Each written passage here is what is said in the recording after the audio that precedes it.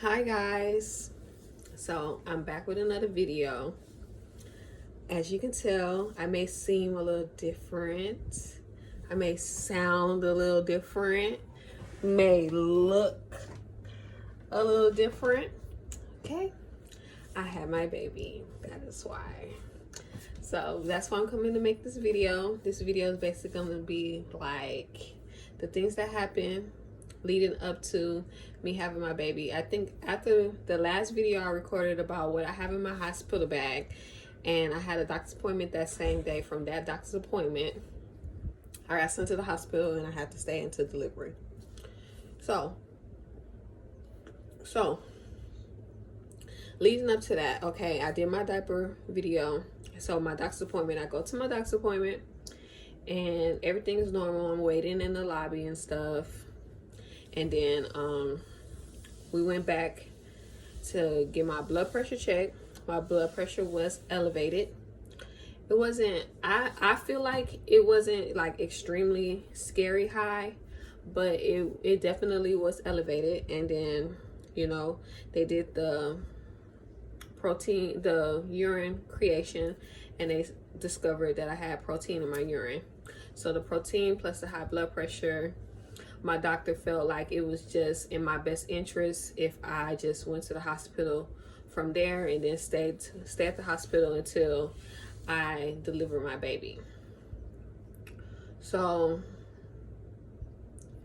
I notified my husband and stuff. I let him know that, hey, I'm gonna be going to the hospital now. I'm going to check in and stuff.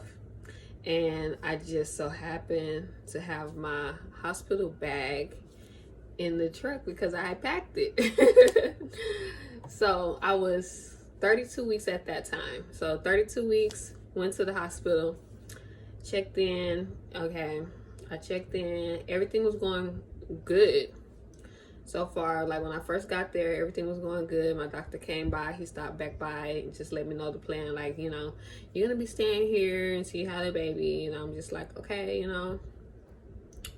So the first day they started me on steroid shots. They gave me 2 steroid shots.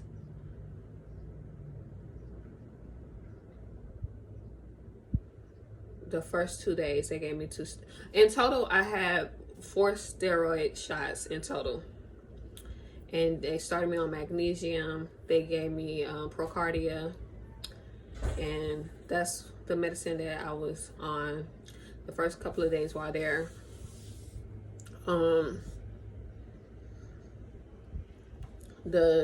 After the first 2 days, the next few days, they increased the magnesium, and my blood pressure started acting up again. Like my blood pressure got even higher than it was at my doctor's appointment.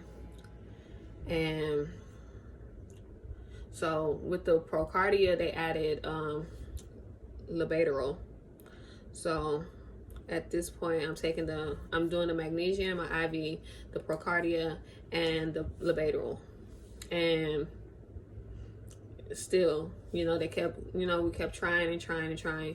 And it's like, the more medicine I got, the more my blood pressure would go up. It was like real scary, like to the point where my body just started swelling up. I felt weak. I was just throwing up. Throwing up. I couldn't tolerate anything. I was so weak. I developed a fever. And like at this point, I thought I had the virus. So, the 4th of July came and I was in my hospital bed, away from my family, away from my kids, just sick. So I'm like, you know, I need to stop taking medicine because I'm just like, it's just not helping. If it's not helping, why do I need to still constantly take it? So Monday, so I stayed in the hospital for not even a full week, because I went to the hospital, that doctor's appointment, and I was 32 weeks. And then that Sunday, I turned 33 weeks. And then Monday, I turned 33 weeks in one day. And Monday is when I delivered my baby. So, on Sunday, the nurses came in and stuff. They had me start filling out paperwork and stuff. And I'm like, what is this for? They were like, oh, for when you deliver your baby, you're probably going to deliver tomorrow. We're not sure yet that, we have to talk to the doctors. But like, no, my doctor didn't run this by me. The doctor on call didn't run this by me. Nobody ran this by me. They were just like, because most likely, you're going to have your baby tomorrow. Like, this is what the nurses are telling me. So, blase. Monday comes, and my doctor, he stops by in the morning, and then he was all like, are you ready? And I'm like, for? And he was like, we're gonna do the C-section today. And I'm like, yeah, I'm not ready. I'm scared. So, and he was like, the blood pressure's not going down, your condition is worsening, you're getting sicker and stuff. The best thing for you and the baby is to get the baby out. So I had to call my husband, and mind you, the whole time that I am there, my husband wasn't allowed at the hospital. So they told me that he can come during the C-section. So I called my husband. I called him and I let him know, like, hey, they're about to do the C-section. Like, are you going to be able to make it? And he asked them, could they give him 30 minutes? And they allowed that 30 minutes. And my husband came, and it was like a bunch of relief. Because not only have I not seen my husband in a week, I haven't seen my kids in a week, and then now I'm about to have a baby. So I was very happy to see him, to have him there. He walked in and he's like, are you okay? And I'm just like, yeah, just don't let them kill me. So they give him his little suit and stuff, the little suit with the thing on the hair and stuff. They getting me ready, and they give me a wheelchair and they roll me down to the surgery part. So once I get in the room, they tell my husband to wait while they prep me for the C-section. And surprisingly, I have had 4 C-sections before, and out of all my C-sections, I feel like this C-section was the best C-section that I have ever had. It went so smoothly. Like, I didn't jerk. Like, with one of my C-sections, when they stuck the needle in my back, I jumped, and they say don't do that because it can paralyze you or something like that. Like, I don't know if that's an old wives' tale or if there's any truth to it, but it's very scary. So especially if you don't see it coming, and then something is just about to poke you in your back, like you can just feel it. And I was very still. And another thing is with my anxiety, like I have real bad anxiety, and with previous C-sections, during the process of the C-section, I would have anxiety attacks. This C-section, I did not have an anxiety attack. And my husband was so proud. Even my sister, she was like, she contacted my husband. She was like, how did she do? Like, did she say she couldn't breathe? And he was like, no, she did really good. Like, I'm really proud of her. So after they prepped me and stuff, they gave me the epidural.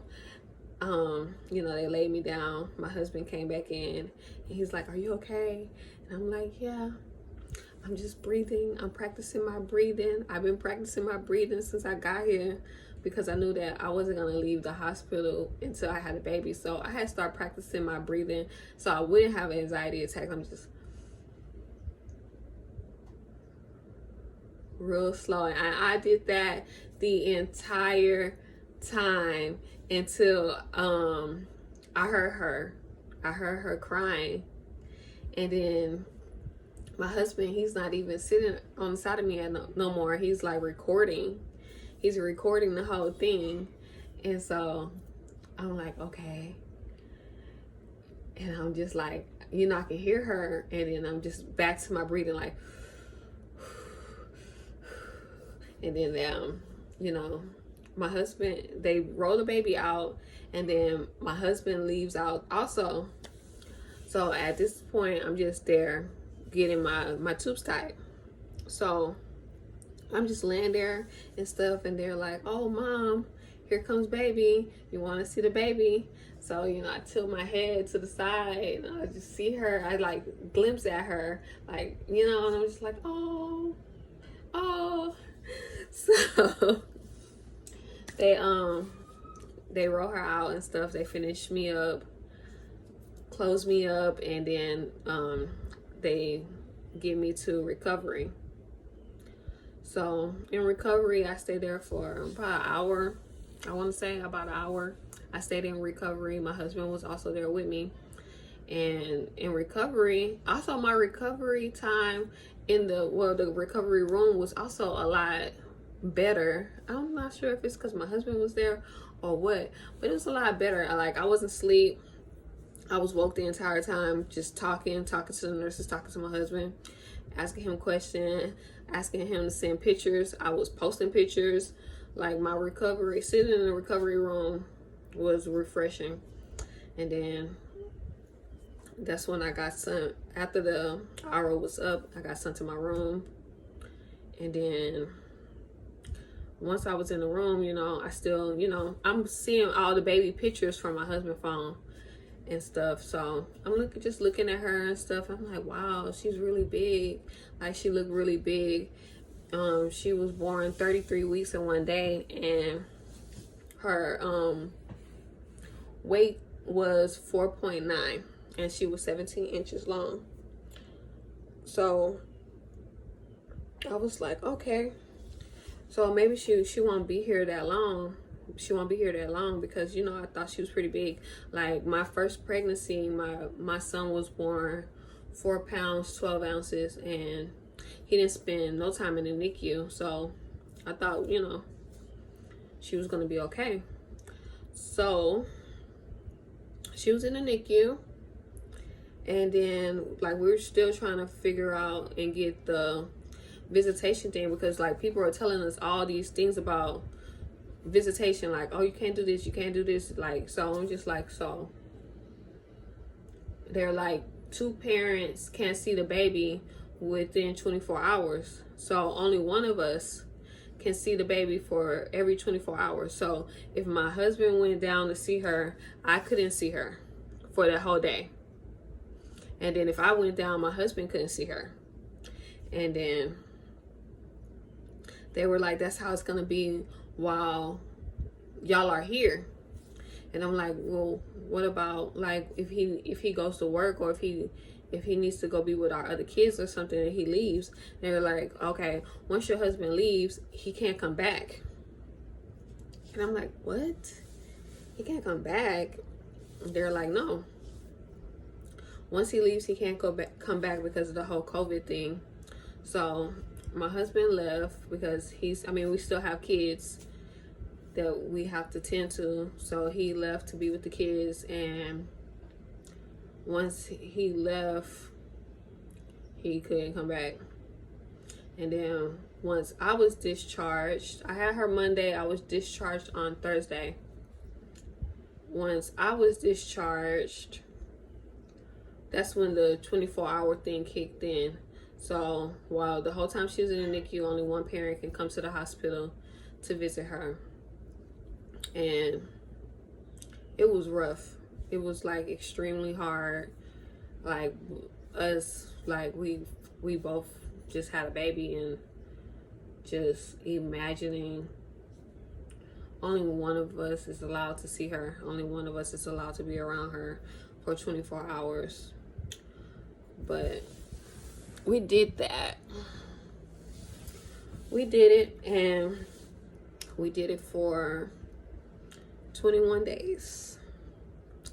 So my baby stayed in the NICU for 21 days, and she came home exactly 3 weeks. She spent 3 weeks in the NICU. She came home on that Monday. They called me and they were like, oh, she passed her car seat test. She did her feedings. You know, if you like, you can come pick her up. And I was like, I'm on my way.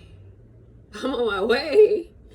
Like, so I called, tell my husband, I'm like, hey, I can go, we can pick the baby up. Like, let's go. So we go to the hospital, and then I think we made it there so fast that they didn't even have all the paperwork and stuff ready and done. Like, because we got up there extremely fast. And then once I got there, it took about another hour before I left with her, because they were still getting the stuff ready and giving me the instructions and what I need to do and stuff when baby gets home. So yeah, we finally got to bring her home, and she is absolutely adorable. I'm in love. She's my only daughter. Her name is Csection Roman, and she is more than I could have ever imagined. So that's it. I just wanted to make this video, let y'all know my experience with delivery at the hospital. And you know, any pregnant moms out there and you have to deliver and be pregnant during this whole corona mess, like, good luck to you. Like, we are so strong, and it's like so hard, and I don't even think people realize how emotionally hard it is to be pregnant during this time and to deliver a baby during this time. It's like extremely hard. So stay positive, stay strong. I wish you all the best. And we did it. 21 days, and